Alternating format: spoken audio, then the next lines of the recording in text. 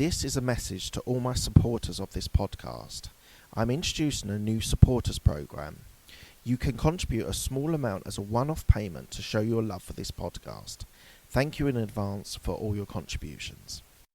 Hi, this is Mark Hayward from the Absolute Business Mindset podcast and YouTube channel. So today I'm going to talk about the difference of living in the past, living in the future, and living in the current or in the present.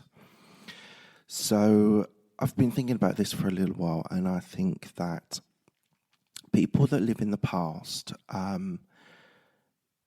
it basically is causing depression because people are fixated on an event or a period of time where something negative happened, or sometimes it's not even that negative, but their perception of that time is negative, and that causes deep and darkness, and therefore can lead to depression, whether it's a bereavement, whether it's a breakup, whether it's losing your job. It could be anything. But if you're fixated on the past, you're just going to make yourself depressed and make yourself a negative entity to experience this world. The next part is living in the future. So these people are obsessed with what's happening tomorrow, what's happening in 6 months' time. And for me, these people are crippled by anxiety sometimes. So these people are obsessed with how to deliver something. Sometimes it can be positive to be in the future or thinking about the future. But if you're thinking about the future all the time, you're never living in the present. So what I've found is people have been crippled by anxiety, have been immobilized by anxiety, and not being able to do what they need to do in the present. So for me, again, this is not the place where you need to be. Obviously, you need to think about the future and have plans for the future, but not to get obsessed by it, because that can lead to anxiety. So the last option that you've got is living in the present, living in the current. And I've broken this down into 6 different areas. So if you are in business and you're living in the present, it means you can pivot. It means you can change. You're thinking about what's happening today. You might have learned from the past and planned for the future. But if you're living in the present, then you can move quickly, agilely, and pivot quickly. In a personal situation, you can be present with others. You can be present with your wife, your partner, your husband, your kids. And there's a lot to be in the present, because you can enjoy what they're doing. So for example, the kids, we're in a situation with the coronavirus and spending more time with the kids. Yes, it's stressful. Yes, it's painful at times, but it rewards you with so much because you're able to be there and be present, and it's very, very important.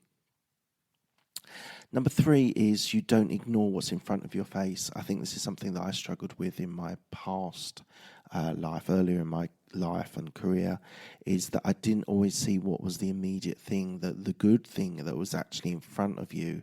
And you're always thinking about this and that plans and that people and working this and doing that. But sometimes the most important things are right in front of you. That could be, as I said, kids, family, wife, husband, partner, whatever it is.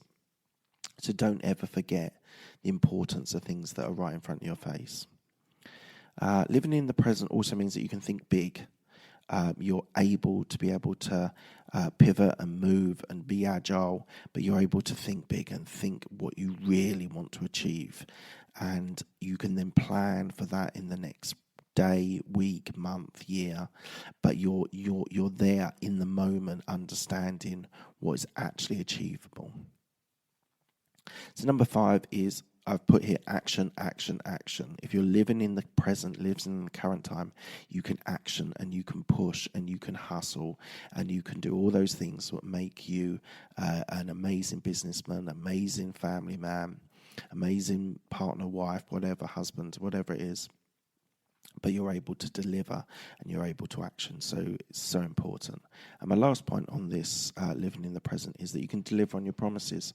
If you're living in the current, in the present, then you're able to, all the things that you said, whether it's to your wife or to your husband or to your partner or your kids or your business partner or your clients or your colleagues, you're able to deliver on the promises that you mean.